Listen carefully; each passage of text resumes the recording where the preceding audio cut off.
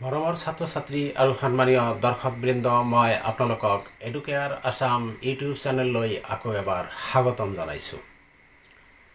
মই আজি এই ভিডিঅ'টোত আলোচনা কৰিম পাৰফেক্ট টেন্সৰ ইণ্টাৰোগেটিভ সেন্টেন্সবিলাক কেনেদৰে এক্টিভ ভয়েচৰ পৰা অতি সহজে পেছিভ ভয়েচলৈ ৰূপান্তৰ কৰিব পাৰি। আশা কৰোঁ আপোনালোকে ইতিমধ্যে এছাৰ্টিভ সেন্টেন্সবিলাকৰ ভয়েচ চেঞ্জ শিকি আহিছে। তথাপি মই অলপ আগ ধৰি দিছোঁ। ইয়াত চাওক, এটা sentence, I have finished the work in time. এইটো এটা প্ৰেজেণ্ট পাৰফেক্ট টেন্সৰ এছাৰ্টিভ সেন্টেন্স। আমি জানো ভয়েচ চেঞ্জৰ নিয়ম মতে আমাৰ এই সেন্টেন্সটোত subject I, have, auxiliary, finished, ভাৰ্বৰ past participle or V3, the work, object আৰু ইন টাইম এক্সটেনশ্যন। গতিকে আমি ভয়েচ চেঞ্জৰ নিয়ম মতে অবজেক্টটো আনি সাবজেক্ট বনাব লাগিব, অৰ্থাৎ দ্য ৱাৰ্ক। এইটো যদি আমি কৰোঁ দ্য ৱাৰ্ক, এই ৱাৰ্কৰ ওপৰত নিৰ্ভৰ কৰি, যেহেতু ৱাৰ্ক আমাৰ থাৰ্ড পাৰ্চন সিঙ্গুলাৰ নাম্বাৰ, যাৰ কাৰণে ৱাৰ্কৰ লগত আমাৰ হ্যাজ অক্সিলাৰিটো আহিব। দ্য ৱাৰ্ক হ্যাজ, তাৰপিছত নতুন এটা বস্তু আহিব আমাৰ been. The work has been, তাৰপিছত ভাৰ্বৰ V3টো V3 থাকি যাব। তাৰপিছতে আমাৰ বাই প্ৰিপজিশ্যনটো আহিব আৰু তাৰপিছত এই যে সাবজেক্টটো আছে, প্ৰথমত আই সাবজেক্টটো, এই সাবজেক্টটো আমাৰ অবজেক্ট হ'লে মি হৈ যাব। তাৰপিছত ইন টাইম তেনেকুৱাই থাকি যাব। এইটো আমাৰ হ'ল ভয়েচ চেঞ্জৰ প্ৰাথমিক নিয়ম, অৰ্থাৎ অবজেক্টটো আহি সাবজেক্ট হয়। তাৰপিছত এই সাবজেক্টৰ ওপৰত নিৰ্ভৰ কৰি এটা অক্সিলাৰি বহে। তাৰপিছত আমাৰ V3 হয় আৰু তাৰপিছত এই বাই আৰু তাৰপিছত সাবজেক্টটো গৈ অবজেক্ট হয়। এইখিনি হ'ল ভয়েচ চেঞ্জৰ প্ৰাথমিক নিয়ম, এছাৰ্টিভ সেন্টেন্সৰ বেলিকা।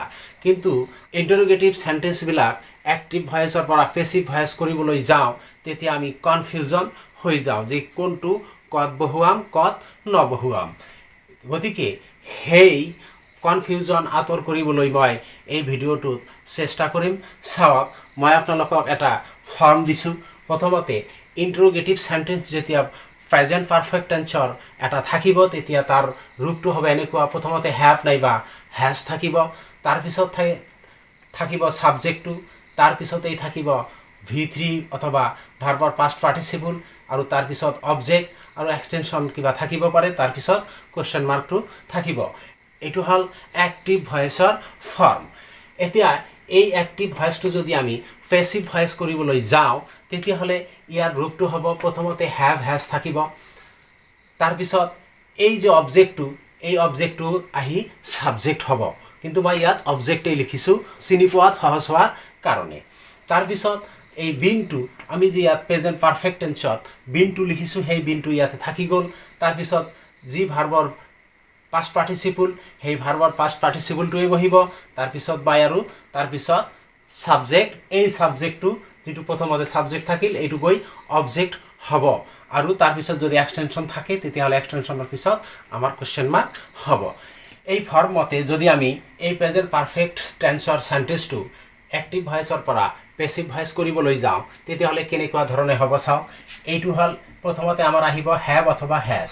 এইটো হ্যাভ হ্যাজ কাৰ ওপৰত ডিপেণ্ড কৰিল? আমাৰ ক্ৰিকেট অৰ্থাৎ অবজেক্টৰ ওপৰত। অবজেক্ট যেহেতু ক্ৰিকেট আৰু ই থাৰ্ড পাৰ্চন সিঙ্গুলাৰ নাম্বাৰ, যাৰ কাৰণে আমাৰ ইয়াৰ লগত হ্যাজ হ'ব। আপুনি প্ৰথমতে হ্যাজটো বহুৱাই লওক। হ্যাভ হ্যাজত এটা বহিল, তাৰপিছত অবজেক্ট আমাৰ ক্ৰিকেট আনি আপুনি বহুৱাই দিয়ক। হ্যাজ ক্ৰিকেট, তাৰপিছত আছে কি বিন, তাৰপিছত আছে ভাৰ্বৰ V3, ইয়াত ভাৰ্বৰ V3 প্লেগ দিয়াই আছে, আপুনি বহুৱাই দিয়ক। তাৰপিছত আছে বাই, তাৰপিছত বাই আছে, বাই বহুৱাই দিলে। আৰু তাৰপিছত সাবজেক্ট ইউ আছে, আপুনি ইউটোৰ অবজেক্ট কৰিব লাগে। ইউৰ অবজেক্ট ইউৱে হয়, আপুনি ইয়াতে বহুৱাই দিয়ক। তাৰপিছত কুৱেশ্যন মাৰ্ক আৰু কুৱেশ্যন মাৰ্কটো বহুৱাই দিলে হৈ গ'ল। এই ফৰ্মতে আপুনি কেৱল বহুৱাই দিলেই হৈ গ'ল। কিন্তু ইয়াতকৈ আৰু এটা সহজ পদ্ধতি আছে, যি পদ্ধতিটো মই আপোনালোকক অৱগত কৰিবলৈ চেষ্টা কৰিম। আপোনালোকে যেনেকুৱা এছাৰ্টিভ সেন্টেন্স এটা লগে লগে ভয়েচ চেঞ্জ কৰিব পাৰে, ইণ্টাৰোগেটিভ চেণ্টেন্স এটাও লগে লগে ভইচ চেঞ্জ কৰিব পাৰিব। মই ইতিমধ্যে দুটা ভিডিঅ'ত এই বিষয়ে আলোচনা কৰি আহিছোঁ, যিবিলাক ভিডিঅ'ৰ লিংক এই ভিডিঅ'টোৰ তলৰ ডেছক্ৰিপশ্যন বক্সত দিয়া আছে, পাৰিলে আপোনালোকে সেইখিনিও চাই ল'ব। আহিছোঁ তেতিয়াহ'লে, চাওক এই চেণ্টেন্সটো, হেভ ইউ প্লেড ক্ৰিকেট। এইটো এটা কি চেণ্টেন্স আমি জানো, এইটো এটা ইণ্টাৰোগেটিভ চেণ্টেন্স। আমাৰ এই ইণ্টাৰোগেটিভ চেণ্টেন্সটো এক্টিভৰ পৰা পেছিভ ভইচ কৰিব লাগে। আমি এই ফৰ্মতে কৰিলে কৰিব পাৰোঁ, কিন্তু এই ফৰ্মত নকৰি আমি বেলেগ ধৰণে অতি সহজভাৱে কেনেদৰে কৰিম চাওক। এই চেণ্টেন্সটো যদি আপুনি ইণ্টাৰোগেটিভ চেণ্টেন্সৰ পৰা এছাৰ্টিভ চেণ্টেন্স বনাই লয় আৰু তাৰপিছত যদি আপুনি ভইচটো চেঞ্জ কৰে, তেতিয়াহ'লে নিশ্চয় আপোনাৰ কোনো অসুবিধা নাথাকিব।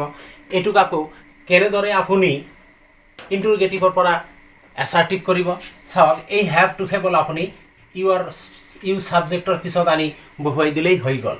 অৰ্থাৎ ইউ হেভ প্লেড ক্ৰিকেট কি হ'ব, ইউ হেভ, ইয়াত মই লিখিছোঁ চাওক, ইউ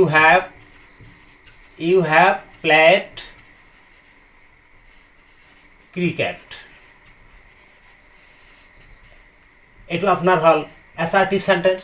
এই এছাৰ্টিভ চেণ্টেন্সটো যদি আপুনি কি কৰে, এক্টিভ ভইচৰ পৰা পেছিভ ভইচ কৰে, তেতিয়াহ'লে আপুনি প্ৰথমতে লিখিব ক্ৰিকেট, তাৰপিছত ক্ৰিকেটৰ লগত যেহেতু হেজ মই আগতে যিটো দেখুৱাইছোঁ এইটো আপুনি বহুৱাব।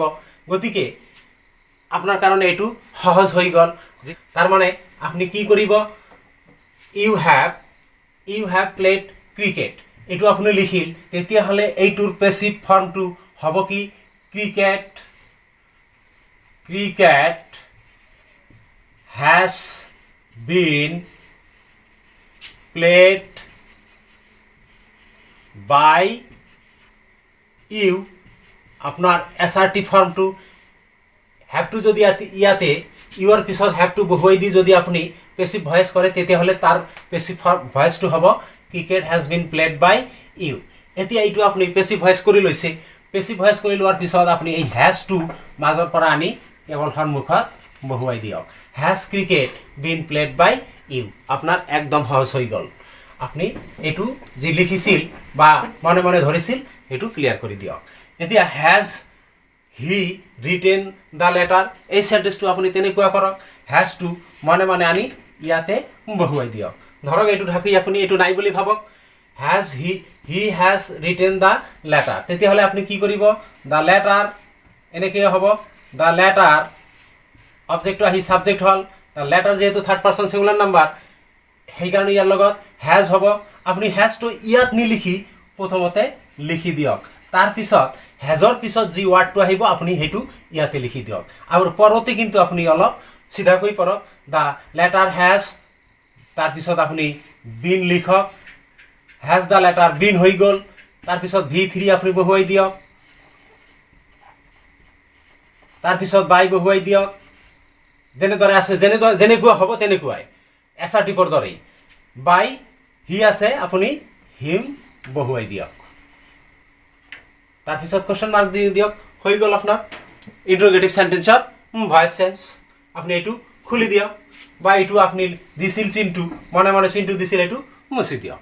তাৰপিছত আহক have they completed the work, আপুনি এইটো তেনেকুৱা কৰক, মনে মনে হেভটো দেৰ পিছত আনি বহুৱাই দি এইটো আপুনি ঢাকি ধৰক, এইটো নাই, they have completed the work, তেতিয়াহ'লে আপুনি কি লিখিব পেছিভ ভইচত, the work third person singular number, ইয়াৰ লগত হেজ আহিব, হেজ আপুনি ইয়াতে বহুৱাব পাৰে, নাইবা হেজটো আপুনি প্ৰথমতে বহুৱাই লওক আৰু ইয়াৰ পৰা লিখিছিল যে এইটো মুচি দিয়ক।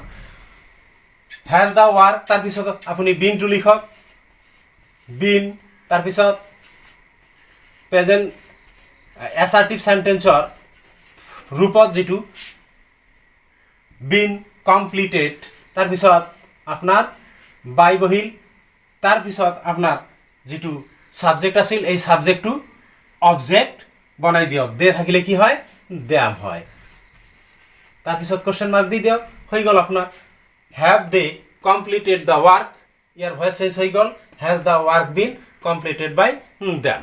এতিয়া আপুনি যেনেকৈ এই এছাৰ্টিভ ইণ্টাৰোগেটিভ চেণ্টেন্সবিলাক এক্টিভৰ পৰা পেছিভ কৰিছে প্ৰেজেণ্ট পাৰফেক্ট টেন্সৰ, আপুনি যদি অলপ ধাৰণা থাকে আপোনাৰ, তেতিয়াহ'লে আপুনি চাওক এই প্ৰেজেণ্ট পাৰফেক্ট টেন্সত হেভ আছে নাইবা হেজ আছে, আপুনি এইটোক কেৱল হেড বনাই দিয়ক, এইটোক কেৱল হেড বনাই দিয়ক। চাওক কেনেকুৱা হৈ যায়। প্ৰতিটোতে আপুনি হেড বনাই দিয়কচোন, প্ৰত্যেকটোতে হেড বনাই দিয়ক। মই একেবাৰে কৰি দিছোঁ, কিন্তু এক্টিভ আৰু পেছিভ একেবাৰে কমপ্লিট কৰি দিছোঁ। হ্যাড ইউ প্লেড ক্ৰিকেট, এইটো কি হৈ গ'ল আপোনাৰ পাষ্ট পাৰফেক্ট টেন্সৰ ইণ্টাৰোগেটিভ সেন্টেন্স এটা হৈ গ'ল। যদি পাষ্ট পাৰফেক্ট টেন্সৰ ইণ্টাৰোগেটিভ সেন্টেন্স হৈ গ'ল, তেতিয়াহ'লে আপুনি য'ত পেছিভ কৰোঁতে হ্যাভ অথবা হ্যাজ লিখিছিল তাত কেৱল হ্যাডটো বহাই দিয়ক। Had cricket been played by you, অৰ্থাৎ আপুনি হ্যাডটো ইয়াতে যদি বহাই দিলেহেঁতেন তেতিয়াহ'লে ইউ হ্যাড প্লেড ক্ৰিকেট, তেতিয়াহ'লে cricket had been played by you হ'লহেঁতেন। আপুনি হ্যাডটো সন্মুখত আনি দিছে। ছেকেণ্ড সেন্টেন্সত had he written the letter, আপুনি হ্যাডটো ইয়াতে বহুৱাই দিয়ক। হিৰ পিছত he had written the letter, তেতিয়াহ'লে দ্য লেটাৰ হ্যাড বিন, আপুনি হ্যাডটো সন্মুখত বহুৱাই দিছে, বিনটো ইয়াতে থাকি গৈছে, ৰিটেন বাই হিম। থাৰ্ড সেন্টেন্সটোত had they completed the work, আপুনি এই হ্যাডটো যদি দেৰ পিছত বহুৱাই দিয়ে তেতিয়াহ'লে they had completed the work, তেতিয়াহ'লে আপুনি দ্য ৱাৰ্ক হ্যাড বিন, আপুনি হ্যাডটো সন্মুখত বহুৱাই দিছে, বিনটো ইয়াত থাকি গ'ল, কমপ্লিটেড বাই দেম। একদম ইজি। আশা কৰোঁ আপোনালোকে বুজিব পাৰিছে। একেদৰে আপুনি ফিউচাৰ পাৰফেক্ট টেন্সৰ ইণ্টাৰোগেটিভ সেন্টেন্সবিলাকো ভইচ চেঞ্জ এক্টিভৰ পৰা পেছিভ এই একেদৰেই কৰিব পাৰিব। কেৱল কি হ'ব, আপোনাৰ ফিউচাৰ পাৰফেক্ট টেন্সত দুটা অক্সিলাৰী থাকিব, উইল থাকিব আৰু হেভ থাকিব। গতিকে আপুনি উইলটো কেৱল সন্মুখত আনি বহুৱাই দিল, হেভৰ ঠাইত হেভ ঠিকে থাকি যাব।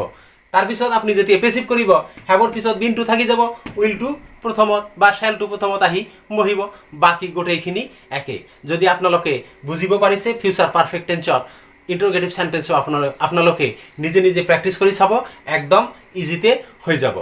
তেতিয়াহ'লে আশা কৰিছোঁ আপোনালোকে এই ইণ্টাৰোগেটিভ সেন্টেন্সৰ এই ভিডিঅ'ত প্ৰেজেণ্ট পাৰফেক্ট, পাষ্ট পাৰফেক্ট আৰু ফিউচাৰ পাৰফেক্ট এক্টিভ ভইচৰ পৰা কেনেদৰে পেছিভ ভইচ কৰিব পাৰি আশা কৰোঁ আপোনালোকে বুজিব পাৰিছে। যদি বুজিব পাৰিছে আৰু যদি আপোনালোকৰ ভিডিঅ'টো ভাল লাগিছে তেতিয়াহ'লে ভিডিঅ'টোত এটা নিশ্চয় লাইক কৰি দিব, আৰু যদি এতিয়ালৈকে চেনেলটো ছাবস্ক্ৰাইব কৰা নাই অনুগ্ৰহ কৰি চেনেলটো ছাবস্ক্ৰাইব কৰি এনেকুৱা ধৰণে বাকীবিলাক ভিডিঅ' পাবলৈ নটিফিকেশ্যন বেল আইকনটো প্ৰেছ কৰি দিব, যাতে ভিডিঅ' এটা এৰাৰ লগে লগে আপোনাৰ ওচৰত নটিফিকেশ্যন গৈ পায় আৰু ভিডিঅ'টো আপুনি লগে লগে পাই যায়। ধন্যবাদ। জয় আই অসম।